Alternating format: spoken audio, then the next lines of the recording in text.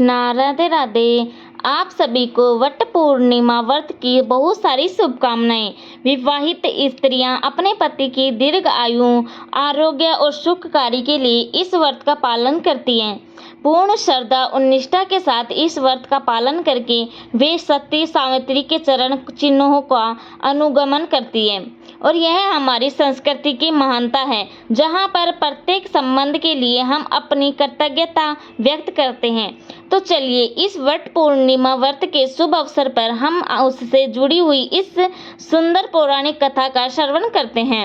आइए आज की वट पूर्णिमा व्रत कथा आरंभ करते हैं। एक समय की बात है, मध्य साम्राज्य में एक बड़े ही धर्मनिष्ठ राजा राज्य करते थे। उसका नाम था अश्वपति। भगवान की कृपा से उनके पास हर प्रकार का सुख, समृद्धि, ऐश्वर्य और स्वास्थ्य था, लेकिन फिर भी एक योग्य संतान की कमी थी। राजा अश्वपति ने देवी सावित्री को प्रसन्न करने के लिए 18 वर्षों तक घनघोर तपस्या की। उसके बाद उन्हें एक कन्या प्राप्त हुई और उस कन्या का नाम उन्होंने सावित्री रखा।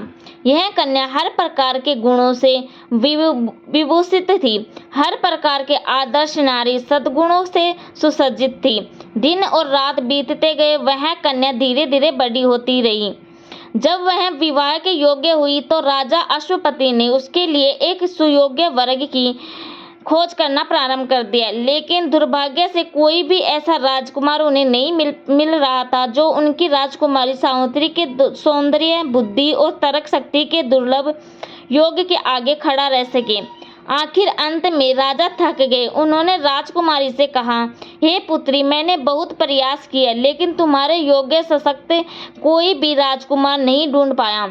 इसीलिए मैं तुम्हें आदेश देता हूँ कि अब तुम स्वयं ही अपने लिए सुयोग्य वर ढूंढ लो। यह सुनकर राजकुमार सावित्री ने अपने पिता की आज्ञा को शिरोधार्य किया। उसके बाद उसने अनेक से राजकुमारों को परखा, लेकिन कोई भी उसके सद्गुणों और शक्ति के सामने खरा नहीं उतर पाया। अब एक दिन सावित्री किसी वन या जंगल में से गुजर के जा रही थी और उसकी दृष्टि एक युवक पर पड़ी। उस युवक के अंदर न जाने ऐसा क्या था कि उसे देखते ही वह उसकी ओर आकर्षित होने लगी। ऐसा आकर्षण करने से उसने पहले कभी भी अनुभव नहीं किया था। वह उस युवक के पास गई। उसने उस युवक से कहा कि वह एक राजकुमारी है, लेकिन वह अपने राजमहल का मार्ग भूल गई है। शीघ्र ही अंधेरा होने वाला है और इसीलिए उसे कुछ सहायता चाहिए। राजकुमारी की बात सुनकर वह युवक सावित्री को वन में बने हुए एक आश्रम में ले गया, जहां पर वह विश्राम कर सके। और फिर उस युवक ने कहा कि राजकुमारी, अगले दिन प्रातः काल होते ही मैं आपको आपके राज्य तक छोड़ आऊंगा। प्रातः काल हो गया और राजकुमारी इसी सुबह की प्रतीक्षा कर रही थी। सावित्री और वह युवक जंगल के मार्ग से होते हुए राजमहल की ओर अग्रसर होने लगे। मार्ग में चलते हुए उस युवक ने राजकुमारी को उस रमणीय वन में रहने वाले अनेकों जीवों और प्रकृति की सुंदरता व सुंदर दृश्य प्रस्तुत किया, और वह किसी भी साधारण व्यक्ति की कल्पना से परे था। वास्तव में वो युवक राजकुमारी सावित्री को महल की ओर तो ले जा रहा था, लेकिन वास्तव में उसके हृदय की ओर भी यह तीव्र गति से बढ़ा चला जा रहा था। आखिर अंत में वे दोनों उस वन से बाहर आ गए, जहां से राजकुमारी राजमहल स्पष्ट रूप से दिखाई दे रहा था। राजकुमारी के मन के सभी संचय समाप्त हो चुके थे। उसकी न केवल वन की यात्रा समाप्त हुई थी, अपितु अपने योग्य एक वर ढूंढने की यात्रा भी समाप्त हो चुकी थी। लेकिन यहाँ पर यह प्रश्न आता है कि आखिर वह युवक कौन था? तो देखिए, सालव राज्य के महान सम्राट का नाम था घुमत सेन। उसका राज्य हर प्रकार की सुख समृद्धि से फूला हुआ था। फलते फूलते हुए साम्राज्य को ग्रहण उस समय लगा जब राजा दुमत सेन की आंखों की दृष्टि जाने लगी। वे नेत्रहीन हो गए और इसी स्थिति का लाभ उठाते हुए उनके पड़ोसी राजाओं ने उन पर आक्रमण कर दिया, उनसे उसका राज्य छीन लिया। जब राजा ने यह सब देखा तो इस भौतिक जीवन की क्षण भंगुरता पर चिंतन करते हुए उस राजा ने विचार किया कि अब उन्हें भोग मार्ग छोड़कर त्याग और तपस्या का मार्ग अपनाना चाहिए। और ऐसा सोचकर वह राजा अपनी पत्नी और पुत्र सत्यवान के साथ वन में एक कुटिया बनाकर रहने लगे। भगवान की प्रसन्नता हेतु कठोर तपस्या करने लगे और वह युवक यही सत्यवान था। सत्यवान कोई साधारण पुरुष नहीं था। देवदत्त ताग भी उसके गुणों का बखान करते थे। अब जब राजकुमारी ने राजमहल में प्रवेश किया तो उसने देखा कि उस समय नारद मुनि उनके महल में आए हुए थे और नारद मुनि राजकुमारी सावित्री के पिता राजा अश्वसेन के साथ कुछ वार्तालाप कर रहे थे और उनकी चर्चा का विषय भी सत्यवान ही था। नारद मुनि सत्यवान के गुणों का बखान राजा के समक्ष कर रहे थे और यह कहते हुए नारद मुनि ने कहा कि हे राजन, सत्यवान के समान दूसरा कोई पुरुष इस सृष्टि में नहीं है। वह सूर्य के समान तेजस्वी और बृहस्पति के समान बुद्धिमान है। उनकी वीरता इंद्र के जैसी है और क्षमाशीलता पृथ्वी जैसी है। वह राजा शिव के जैसा सत्यनिष्ठ है और राजा रतिदेव की तरह दानवीर है। सुंदरता तो ऐसी है कि अश्विनी कुमार को भी लज्जा आ जाए। उसके गुणों का गणना करना मेरे लिए असंभव है, लेकिन जिस प्रकार चंद्रमा पर दाग होता है उसी प्रकार सत्यवान में भी एक कमी है जो उसे विवाह के योग्य नहीं बनाती है, और वह है उसके अल्प आयु। विधि विधान कुछ ऐसा है कि आज से 1 वर्ष बाद उसकी मृत्यु हो जाएगी और इसीलिए कोई भी राजकुमारी या कोई भी कन्या उसके साथ विवाह करने के लिए तैयार नहीं हो रही है। नारद मुनि की यह बात सुनकर राजकुमारी सावित्री ने कहा, हे मुनि श्रेष्ठ, विधि का विधान चाहे जो भी हो, मैंने अपने मन में सत्यवान को ही अपने पति के रूप में चुन लिया है। उनके अतिरिक्त मैं किसी और से विवाह नहीं करूंगी। जब महाराज अश्वसेन ने यह सुना तो अपनी पुत्री के भविष्य की चिंता करते हुए उन्होंने सावित्री से कहा, पुत्री तुम फिर से एक बार सोच लो, ऐसा कठिन निर्णय लेना आवश्यक नहीं है। यह सुनकर सावित्री ने अपने पिता को भी तर्क समझाते हुए ये कहा कि हे पिताश्री, मनुष्य के जन्म, कर्म व दव ईश्वरीय इच्छा पर निर्भर करते हैं और इसीलिए मैं इन्हीं के साथ विवाह करना चाहती हूँ। महाराज अश्वसेन ने भी अपनी पुत्री के इस निर्णय को सम्मान दिया और अगले दिन ही सत्यवान के पिता से मिलने के लिए वन को गए। जब उनकी भेंट सत्यवान के पिता धूमतसेन से हुई और उन्होंने अपनी पुत्री के विवाह का प्रस्ताव उनके समक्ष रखा तो वे अत्यंत प्रसन्न हो गए। जब वे साल्व राज्य के सम्राट हुआ करते थे तो उनके मन में भी अपने पुत्र का विवाह सावित्री से करने की तीव्र इच्छा थी, लेकिन इस स्थिति में आने के बाद उनका साहस नहीं हुआ कि वे महाराज अश्वसेन से अपने पुत्र के लिए उनकी पुत्री का हाथ मांग सकते हैं। और इस प्रकार दोनों ही परिवार की सहमति से सत्यवान और सावित्री का विवाह हो गया। सावित्री एक पतिव्रता स्त्री थी। वह अपने सास और ससुर की भी अत्यंत सेवा करती थी। परिवार के सभी लोग उससे प्रसन्न थे और सत्यवान की मृत्यु के विषय में मात्र सावित्री को ही जानकारी थी, अन्य किसी को नहीं। विवाह के बाद 1 वर्ष कैसे बीत गया पता भी नहीं चला। जब सत्यवान की मृत्यु में मात्र 3 दिन शेष रह गए थे तो सावित्री ने अपने सास ससुर के समक्ष इस बात को उजागर किया और उसे सुनकर मानो उनके हृदय पर ब्रह्मास्त्र का आघात हुआ।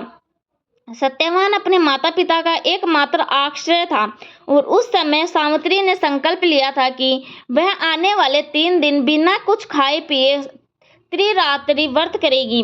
अपने भाग्य को पलटने के लिए अपने इस अंतिम प्रयास में वह अपनी सारी शक्ति लगा देगी। उसने आश्रम में एक शांत स्थान का संचय किया और स्थान की मुद्रा में आंख बंद करके वह ध्यान अवस्था में बैठ गई, क्योंकि सत्यवान को अभी भी इस बात की कोई जानकारी नहीं थी कि इसीलिए उसे सावित्री की ऐसी अनोखी तपस्या का कारण समझ में नहीं आया। 3 दिन बाद सत्यवान हर बार की तरह वह वन में लकड़ी लाने के लिए निकला। सावित्री अपने ध्यान से बाहर आई और सत्यवान के साथ वन में चलने के लिए उठने का प्रयास किया, लेकिन 3 दिन तक एक ही मुद्रा में बैठने के कारण उसके पांव शून्य पड़ गए थे। किसी तरह से वह सत्यवान का नाम पुकारते हुए उसके पीछे पीछे चलने लगे। एक क्षण सदियों के समान बीत रहा था और सत्यवान यह देखकर अत्यंत आश्चर्यचकित था कि आज सावित्री इतनी विचलित क्यों है। क्यों हो रही है। जब लकड़ी काटते हुए कुछ समय बीत गया तो सावित्री को लगा कि शायद भाग्य ने अपनी दिशा बदल ली है, लेकिन नहीं, ऐसा नहीं था। अचानक ही सत्यवान के मस्तक पर पसीने की बूंदें आने लगी, संपूर्ण शरीर में कंपन होने लगा, उसके हृदय की धड़कनें तीव्र गति से बढ़ने लगी और इसी क्षण वह सावित्री की गोद में गिर पड़ा। उसने सावित्री से कहा कि उसे इतना भयानक दर्द हो रहा है जैसे अनगिनत बाण में उसके मस्तक में बेंध रहे हो। सावित्री समझ गई कि अब सत्यवान का अंतिम समय आ गया है और तभी उन दोनों को एक छाया ने ढक लिया। जब सावित्री ने पीछे मुड़कर देखा तो साक्षात यमराज जी वहां खड़े थे। सावित्री ने अपने दोनों हाथ जोड़कर बड़ी विनम्रता पूर्वक उसने उनसे प्रश्न किया कि हे महाराज, साम्राज्य रूप से 2 यमदूत की जीव आत्माओं को यमपुरी ने ले जाने के लिए आते हैं, लेकिन आज आप स्वयं यहाँ पर कैसे पधारे। उसका उत्तर देते हुए यमराज जी ने कहा, हे सावित्री, क्योंकि सत्यवान एक धर्मपरायण व्यक्ति है, इसीलिए मैं स्वयं उसे लेने आया हूँ। इतना कहकर उन्होंने अपना यश पास सत्यवान की देह में डालकर उसकी आत्मा को बाहर खींच लिया और यमपुरी की ओर चलने लगे। ऐसे समय में सावित्री भयभीत होकर कर्दन कर सकती थी, लेकिन उसने ऐसा किया नहीं। वह निर्भय बनी रही, दृढ़ता के साथ, एक अनजान अटूट विश्वास के साथ वह भी यमराज के पीछे पीछे चलने लगी। जब यमराज जी ने सावित्री को अपने पीछे आते हुए देखा तो सावित्री ने उसने वार्तालाप करने लगी। सावित्री ने यमराज के साथ अपने धर्म सम्मत तर्क वितर्क प्रस्तुत किए और इस प्रकार सावित्री के ज्ञान से प्रसन्न होकर यमराज ने उसे अपने पति के प्राणों के अलावा कुछ और वरदान मांगने के लिए कहा। उसके उत्तर में सावित्री ने यमराज से कहा कि हे यमराज, अगर आप मुझसे प्रसन्न हैं तो आप आशीर्वाद दीजिए कि मेरे आदरणीय ससुर के नेत्रों की दृष्टि वापस आ जाए और उनके निष्कंटक राज्य की मांग की पूर्ण हो जाए और उन्हें अपना राज्य वापस मिल जाए। यह सुनकर यमराज ने यथास्तु कहा और फिर से वह आगे चलने लगे। सावित्री अभी भी उनके पीछे चलने लगी और फिर से उसके साथ तर्क वितर्क करके उन्हें प्रश्न करती रही। एक बार फिर से यमराज ने सावित्री से कहा, सावित्री, मैं तुम्हारी बुद्धि और ज्ञान से अत्यंत प्रसन्न हूँ, कुछ और भी वरदान मांगो। और उसके उत्तर में सावित्री ने अपने पिता के लिए अनेक योग्य पुत्रों की मांग की जो उनके विशाल और समृद्धि राज्य को संभाल सके। यमराज ने यह वरदान भी सावित्री को दे दिया और फिर से आगे चलने लगे, लेकिन फिर भी सावित्री इनके पीछे ही चलती रही। यमराज जी बार बार सावित्री को वापस चले जाने के लिए कहा, लेकिन वह तो वहां थी कि अपने पति के प्राणों को पुण्य प्राप्त किए बिना जाना नहीं चाहती थी। एक बार फिर से उसने अपनी असाधारण तर्क शक्ति और बुद्धि शक्ति का प्रयोग करते हुए यमराज जी का हृदय जीत लिया और उस समय यमराज ने फिर एक बार सावित्री से कहा कि वह अपने पति के प्राणों के अलावा और कुछ भी मांग सकती है। और उस समय सावित्री ने यह वरदान मांगा कि हे महाराज, हे यमराज, अगर आप मुझसे प्रसन्न हैं तो आप मुझे आशीर्वाद दीजिए कि मैं अपने पति सत्यवान के साथ 100 तेजस्वी पुत्रों की माता बनूं। और बिना एक क्षण की देरी किए यमराज ने यह वरदान भी उसे दे दिया। यमराज जी को इस बात का ध्यान नहीं रहा कि वह कौन सा वरदान दे रहे हैं, लेकिन सावित्री अब प्रसन्न हो रही थी और वह भी अपने सुंदर वाक पटुता के यमराज जी से को प्रसन्न कर रही थी। और उस समय यमराज जी से उसे चौथा वरदान देने अपने आप को नहीं रोक पाए और उस चौथे वरदान में सावित्री ने कहा, हे यमराज जी, क्योंकि आप मुझे सत्यवान से 100 पुत्र प्राप्त करने का वरदान दे चुके हैं, इसीलिए चौथा वरदान मैं अपने पति के प्राण मांगती हूँ, क्योंकि अगर ऐसा ना हुआ तो आपका तीसरा वरदान भी निष्क्रिय हो जाएगा। और आखिरकार अब यमराज जी समझ गए कि आखिरी सावित्री ने उन्हें अपने शब्द जाल में बांधकर सत्यवान का जीवन फिर से मांग लिया था। उस पृथ्वी के इतिहास में ऐसा पहली बार हुआ था कि किसी ने यमराज जी के निर्णय को पलट दिया हो, लेकिन यमराज जी की भी सावित्री के इस पतिव्रता धर्म को देखकर अत्यंत प्रसन्न थे।